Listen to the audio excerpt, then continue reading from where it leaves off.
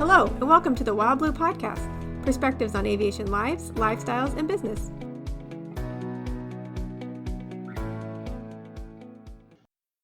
Welcome to the Wild Blue Podcast, where we dig into aviation lives, lifestyles, and business.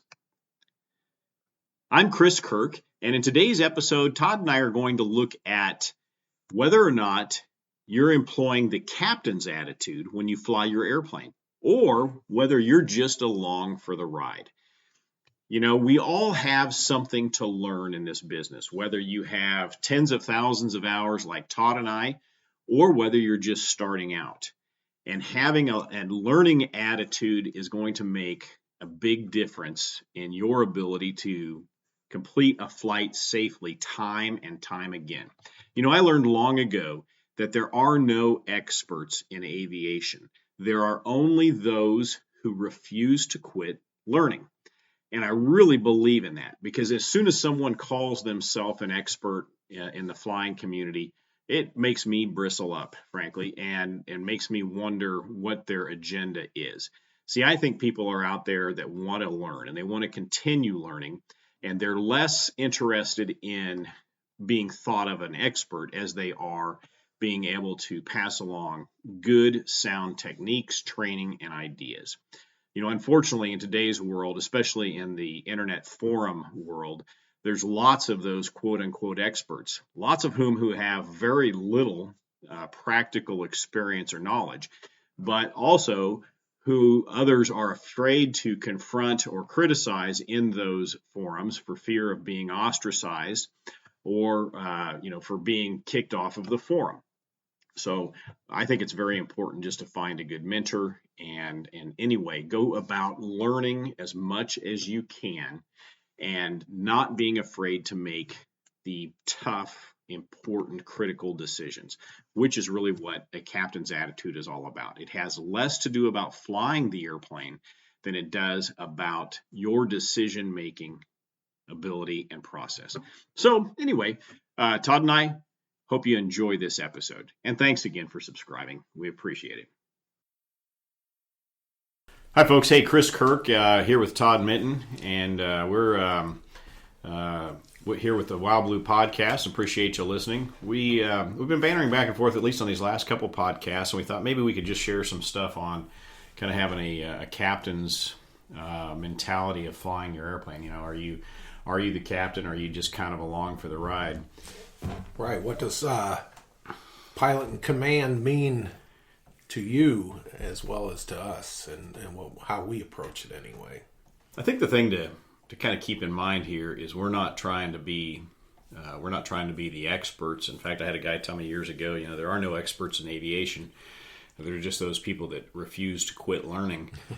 And there's a lot of people that put themselves out to be experts in aviation, unfortunately. We've just learned a lot of lessons, and moreover, we like learning some lessons. And so, especially when it comes to the operation of an airplane and, things that you can do to kind of make yourself a safer pilot, a better pilot, mitigate some threats that are going to be out there that you're going to encounter routinely. So, I think learning is where it starts to begin with. Before we start talking about decision making and things like weather and other topics that we'll eventually get to, I think the first step is, have you made the effort? Do you make the effort to learn your aircraft, to include not just can you make a smooth landing in it, but how will it react if the engine fails? You know, do you know the best glide speed? Do you know and I'm assuming single engine obviously here right now, but do you know how far, for an approximate given altitude, you might be able to glide? You know, we all have the ability. I'm just right off the bat thinking about engine failure, but we all have the GPS navigators that tell us how far we are from a given airport, 6.8 miles or 12 miles or whatever to the nearest airport. Well, that's nice to know, but if you don't know or have any idea about the glide ratio of your given airplane, then that's almost just useless information. Yeah. It's having that information, knowing what to do with it, and being willing to make a decision and of course, based on it. Engine failure is just one thing. What if what are you going to do if you end up with a fire in the cabin, or fire in right. the, even if it's in the engine compartment under the cowling, or what about other types of emergencies that you might have you thought about that in a while? Are you approaching each flight with an understanding of your particular airplane and the details of the actual specific operation of it, or have you just kind of avoided getting with a flight instructor or anything for years? Right. Todd and I both come from the military background, and one of the things that, in that environment, the mission might actually take priority over safety. But in civilian flying, I can't really think of any time that's going to be the case. And so we have to be, each of us, willing to step back and say no. Hey, I'm not ready, or something else is not ready, or if there's distraction out there, putting that distraction on hold and being willing to, as we know in the airline world, hey, I'm going to set the parking brake, and this airplane is not moving until I'm ready for it to move. Right. And ahead of that, before every leg, we certify that we're fit for duty. And the same thing in the military now. They do the same fit for duty. You sign a form before you leave operations that says you're fit for duty to fly that day. So what does that mean to each of us as general aviation pilots? Nobody forces me to sign a fit for duty form when I go fly my RV-8, or same thing with your Piper Saratoga. So are we as pilots and pilots in command thinking about our own fitness? Do I have a head cold? Did I have a decent night's sleep for whatever maybe I'm planning to fly a long way today. Am I going to be up to that? I know, as an aside, Chris, when I'm flying, you're very relaxed because you're back there sleeping, or you didn't get much sleep. You relax me, yeah. But ultimate faith. As pilot in command, your passengers are going to be the ones that are expecting you to be fit for duty, and not just physically, but mentally. Right. You've got maybe you've had a hard day at work. Is it necessarily the best thing to go out and shoot some touch and goes at 9:00 at night after you've had a lot on your mind? Maybe there's personal circumstances. I can think of, I don't remember when this was, maybe been before your time, Todd, but there was a guy that was pre-flighting an airplane. And I'm trying to think where this guy was, and he was telling me about it. Oh, I know who it was. It was a guy we sold an airplane to, and he was up in Montana. And he was telling me, he had a prop strike. It's the bottom line. He had a prop strike on this airplane. And he told me, he goes, Chris, I really shouldn't have been out there at the airport flying. He said, my partner in the business either left the business or they were getting into some legal issues, and he was just stressed. And he goes out there to the airport, and what's he do? He forgets to take the tow bar off the plane and has a prop strike on it. Starts the engine with the tow bar connected. Yep. So sometimes it's just mental stuff. You gotta be willing to. You got to be willing to get past yourself. I mean, you're the obstacle in almost all these situations, right? You yourself. You got to be willing to get past yourself and saying, hey, you know what? No matter how much I think I can do it, I probably shouldn't be doing it. No, that's exactly right. And we see, seemingly over and over, we talk about gear up landings. And again, you wonder at times if some of those, the pilot in command is just not mentally fully prepared for the flight. You talk about going out at night after a big day at work and doing some touch and goes, and if it's a retractable gear airplane, it's entirely possible that will be the distraction will come. We all have cell phones now too, and the cell phones go off, as we all know, at lower altitudes. So are you going to be professional enough to put your cell phone to airplane mode, or at the very least just ignore it? Because Well, it's funny you should say that, because I was reading one of the forums the other day, the Facebook pages that I'm on, and this guy is talking about he took off after a long day of work. He's out there flying. He's enjoying it. And about 200 feet, his phone goes off. What's he do? He answers it. Yeah. I'm like, buddy, that's just... first off, I don't think I'd be fessing up on social media, which is probably not the smartest thing. An overzealous Fed might get a hold of that news tidbit. But secondly, it's just not... It doesn't pass the common sense test. There's no phone call when I'm at 200 feet that I need to be answering. No, there is not. And it's a distraction. And that would be the exact moment when something else would happen. A bird strike, an engine problem. Right. Yeah. That's the way And life works. And you get those distractions like that can happen in the airplane. So maybe you've got you got a group of rowdy kids. I mean, I'm super thankful for my little isolate switch on my intercom system when my kids are in the airplane, because I'll turn them off. And they know that for the first 10 minutes of the flight and the last 10 minutes, they're not supposed to be back there being rowdy and talking, but sometimes they still do. But those little distractions are what's going to really... Yep. They really keep you from putting the landing gear down. Yep. As I've told you in the past, what does GUMP stand for? And everyone knows GUMP, right? Well, I was told it's not gas undercarriage mixture prop. It's gear undercarriage. Make sure you put the gear down, and the P is put the gear down, dummy. Yep. So that's just an important point to reiterate. But so as pilot in command, as the captain, you have to evaluate the weather before each and every flight. And in today's world, I don't think as many people call flight service as used to.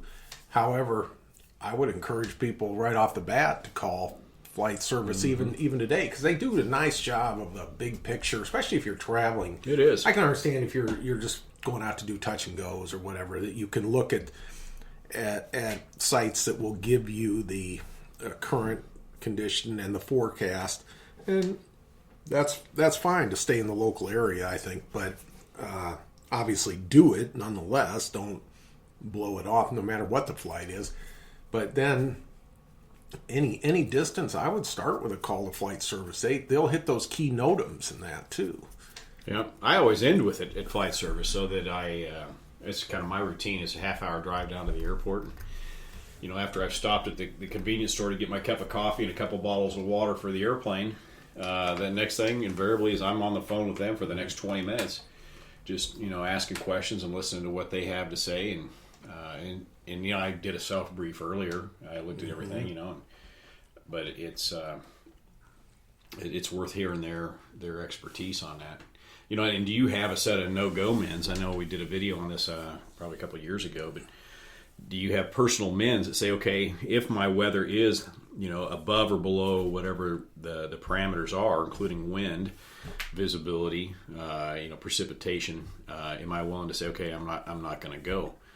Because all too often we become emboldened and empowered by pushing those mins. Oh, it worked out this time. Wasn't it you and I sitting downtown and watching that guy in that 836 come trucking up that had just ice dripping off that airplane, and there wasn't a lot of concern, and so my fear is, that guy's going to become a statistic because he didn't know when to say no. Well, you and I have canceled a number of flights, and it's not easy to do. These are listing appointments.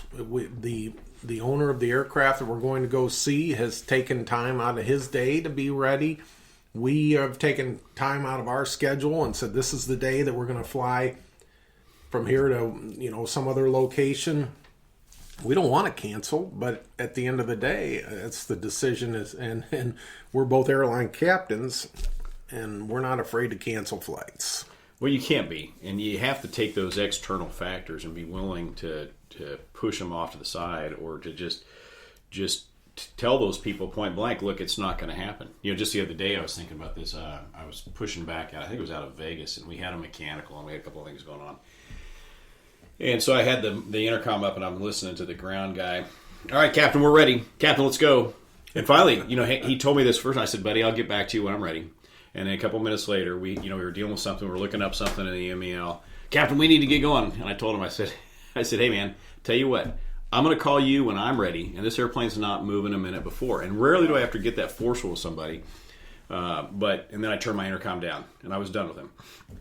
And so we still had about 5 minutes left, and we hadn't run a checklist. We were trying to figure out this stupid MEL that had all these different things that were like, what does this mean? And trying to get clarification on it.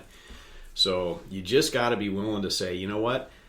I'm going to set the park and brake here. I'm either... Be the captain of your airplane. Yep. No matter whether it's a Boeing 777 or a Cessna 152. Be the captain of your airplane. You mentioned something there that I think is another point worth bringing up. You referenced MEL. What's MEL stand for? Well, we have a minimum equipment list, of course. And in general aviation, Part 91 operation, technically everything is supposed to be working on your airplane unless you've got some kind of documentation that's inoperative and it's not required for the flight. But that's something that you should evaluate every flight. Is the equipment working, and is the maybe you go out and you do your pre-flight or you do your run-up and you find something is not working. And now you have to make another captain decision right there. What are you going to do?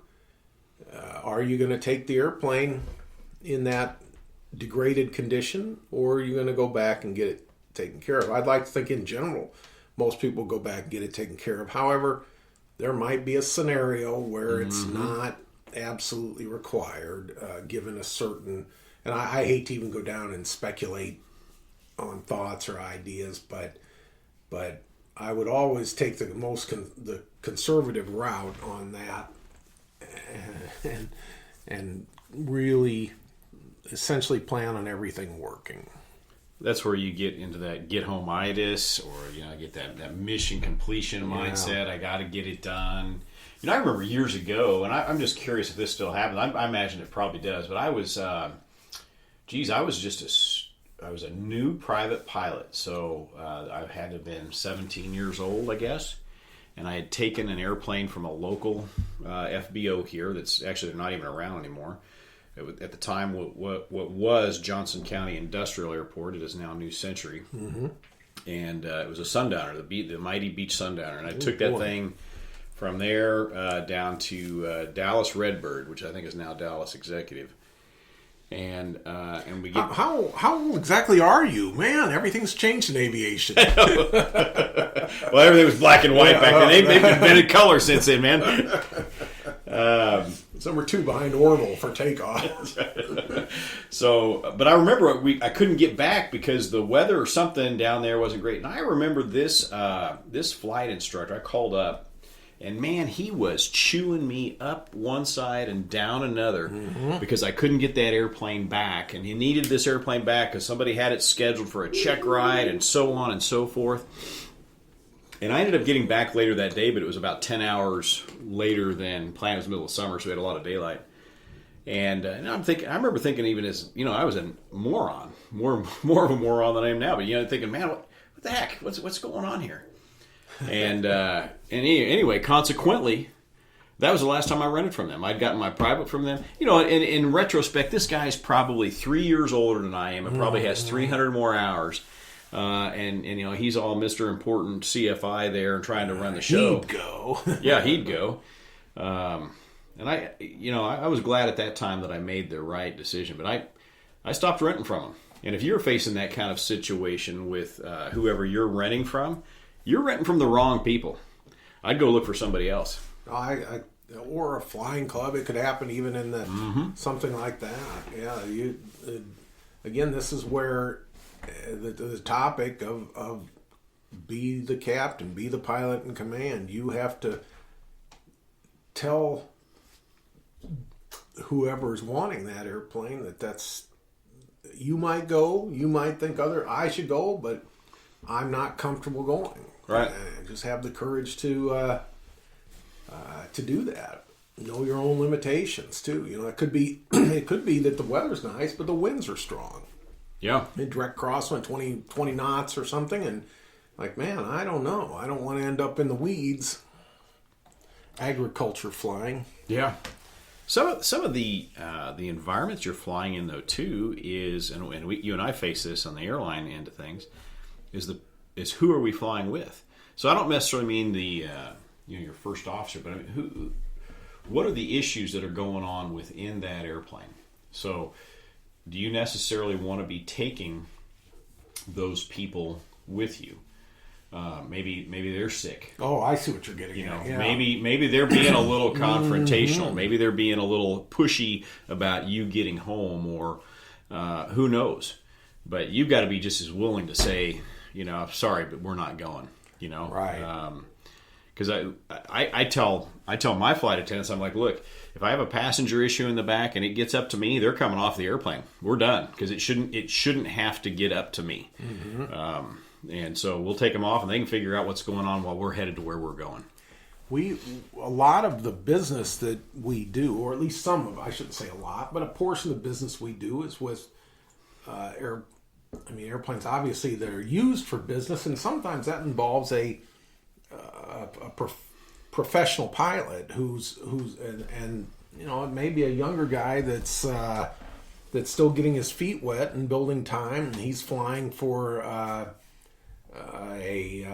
an individual who he's flying this Piper Mirage for a small company or whatever, and that's hard for that 23-year-old, 22-year-old pilot to tell the boss that, no, I'm not comfortable to go. Yeah. And they have to be willing to do that, to your point. It doesn't matter who you're flying, you have to be the captain at that point. It's one of the best parts about being a captain, and but yet the hardest parts is that you don't know, no matter who. Well, I can equate it to the military.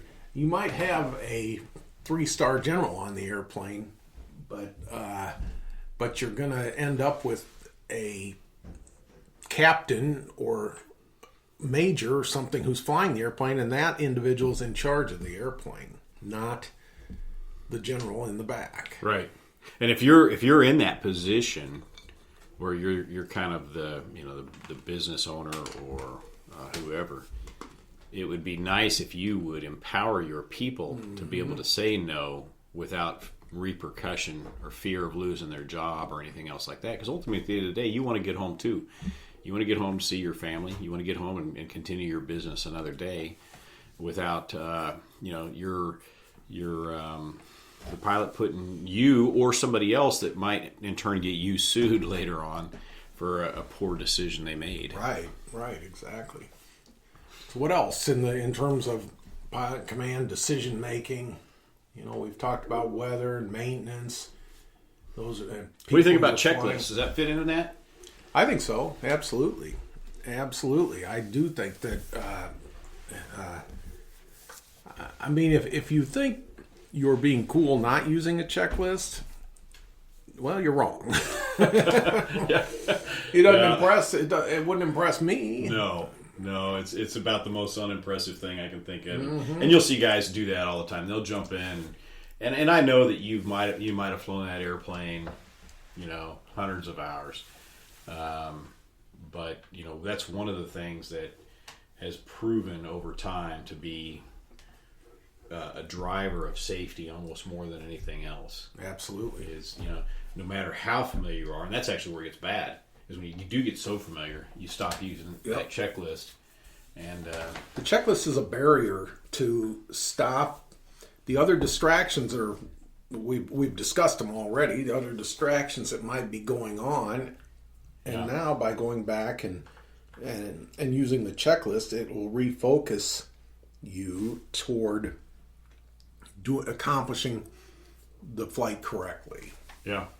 I made mine, and I think I saw an article not too long ago that was talking about this, about maybe drawing up, encouraging you to draw up your own checklist for your airplane. So rely on what you have there that the manufacturer provides, but expand on that where it's necessary.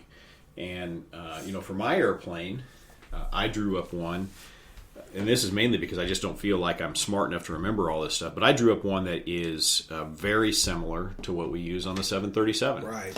And so, so now, my muscle memory is already there. My mind, my habit patterns are already taken me there. And so I'm doing a lot of these things that are nowhere near that PA-32 checklist, for example, in this case. Mm-hmm. But they're in there anyway, because that's the way I operate that airplane. If I can operate them fairly similarly, it just gives me some. No, I like your peace. checklist. I think that's a good way to do it. I was impressed when I first saw that. That was great. And it'll help you remember things. There's some big things like the trim, for example, or a fuel maybe on proper tank and stuff. There's some other things, even like a door. You forget to. There have been airplanes and fairly recently even like a door popping open on a Bonanza is not an uncommon event at all. Now the airplane will fly just fine, but you're not getting that door shut until you land. Right. Then you can get it shut. You got to reduce the airflow over the door. Well, there was within the last 2 to 3 years, I can absolutely remember an A36 with a highly experienced. Many of you may be familiar with Beach Talk, the popular forum for Beechcraft owners, enthusiasts, and so on. A guy that was active on Beach Talk and everything, he ended up crashing an A36. They speculate that it was a door. The door had come up, but it hit an embankment or something, and I can't remember the details now.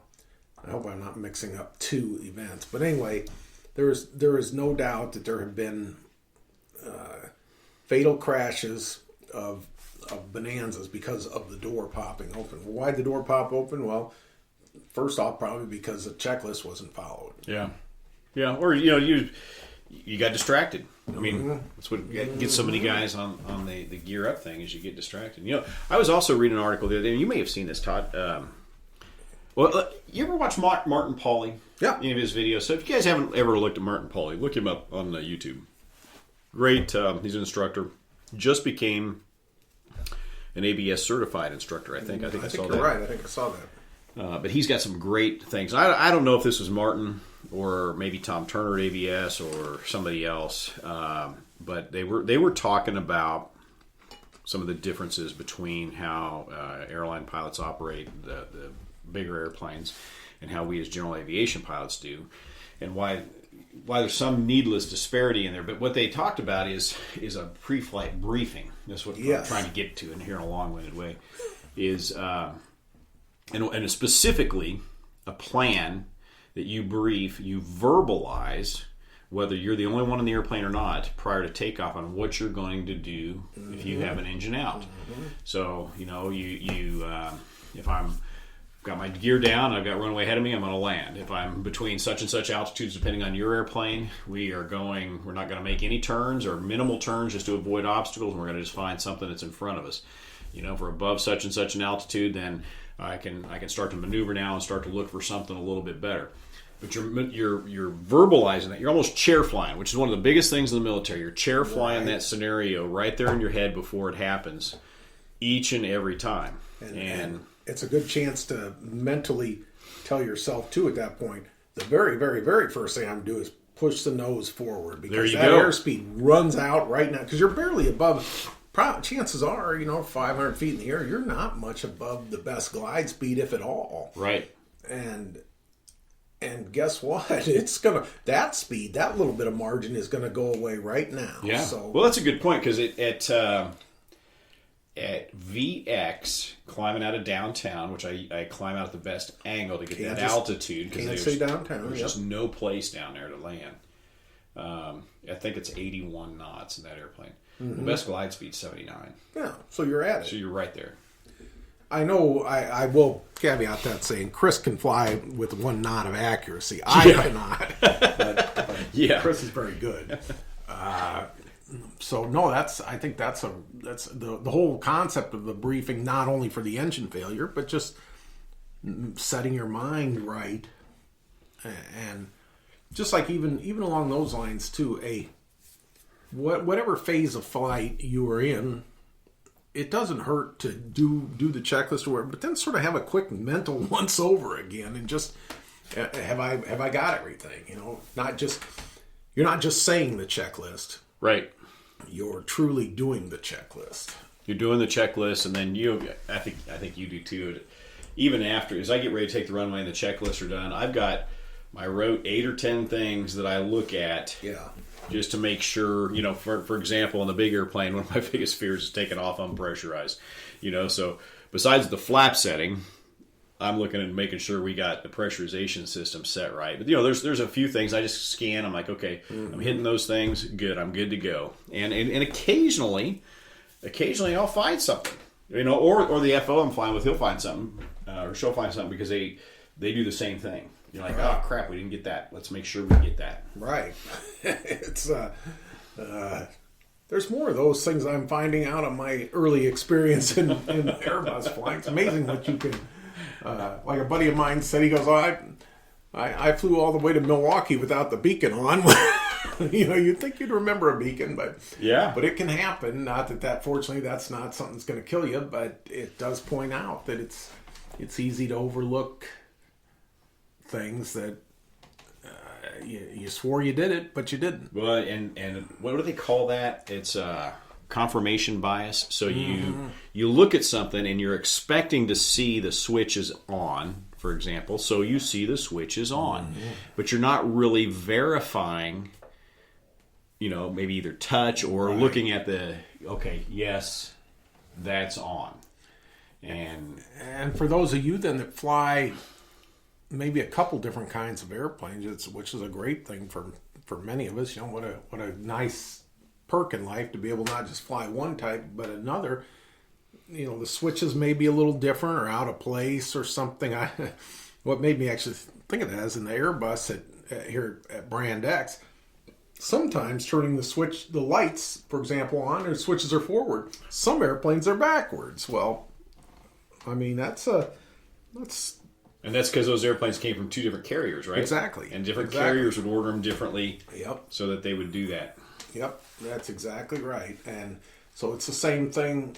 We were recently talking about on a recent podcast about Bonanzas, and the thought that I had was that they were all, you look at A36s. There's so many configurations of they've all been modified and new radios and different radios, and there's a lot of things a lot of gotchas, and so that once over look again can help you to catch that.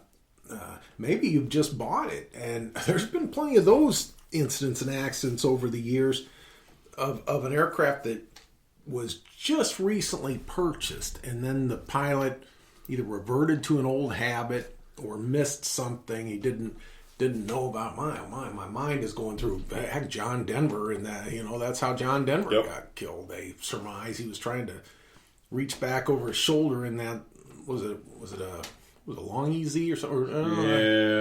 I can't remember. It was a Canard airplane. Yeah, and experimental, and he was I don't know if he ran out of fuel in a tank or something, but he couldn't switch tanks and lost control. So there's recently a Bonanza crash down in South Florida. It was just caught on video a little bit. It was a tragic deal. Everything exploded. Is that the one that hit the car? Hit the car, and all that. Guys were trying to turn around, I think. Yeah, I want to say that was a brand. I don't know. Time and time again, there's like first flights in airplanes, and so if you do have to be in that situation, you're the pilot in command. You need to be ready yourself, and not if someone else is wanting you to move along, demonstrating the airplane, or so. Oh no, it's good. Well, you may, if you bought the airplane, you are the pilot in command. Slow down Yeah. Well, if nothing else, I hope that hope that some of this has given you some insight on, maybe things you can do to operate your plane a little more safely. Be willing to say no. Be willing to stop the airplane. Be willing to turn that engine off on the ground or take it back to the hangar, because there's really, despite what you're probably thinking to the contrary, there's really no reason you have to be there and put yourself at that kind of risk. And remember, you're not just putting yourself at risk, you're putting your plane, you're putting your passengers, and ultimately people on the ground. And ultimately you're giving GA a bad name by going out there and making a bad decision that might have, was easily preventable. Right. And just along those lines again, I can't overemphasize enough that